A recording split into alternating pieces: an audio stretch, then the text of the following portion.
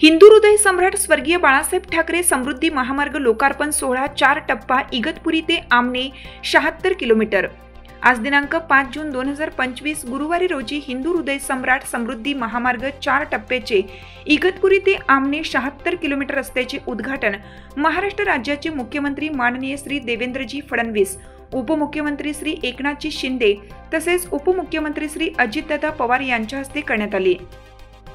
यावेळी सिंहस्थ कुंभमेळा 2027 साठी सिंहस्थाचे मूळ स्थान म्हणून इगतपुरी तालुक्यातील श्री क्षेत्र कावनईचा देखील नाशिक त्र्यंबकेश्वर कुंभमेळा 2027 मध्ये उल्लेख करण्यात यावा, कारण या ठिकाणी प्रभू श्री रामचंद्रांनी गोमुख कुंड निर्माण केला आहे।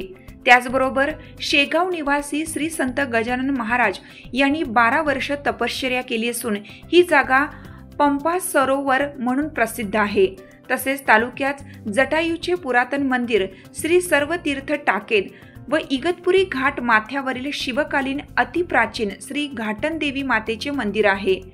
तरी सिंहस्थ कुंभमेळ्यामध्ये वरील तीर्थक्षेत्रांचा विकास होण्यासाठी भरघोस निधी उपलब्ध करण्यात यावा, अशी मागणी प्रत्यक्ष निवेदन देऊन मुख्यमंत्री श्री देवेंद्रजी फडणवीस यांना भारतीय जनता पक्षाचे नाशिक दक्षिणचे जिल्हा उपाध्यक्ष श्री किरणजी फलटणकर यांच्याकडून करण्यात आली। यावेळी भाजप युवा मोर्चाचे योगेश चांदवडकर, ताराचंद भरिंडवाल, गजानन गोफणे, सुधीर कांबळे, अनिल चौधरी, प्रकाश झा आदी कार्यकर्ते उपस्थित होते।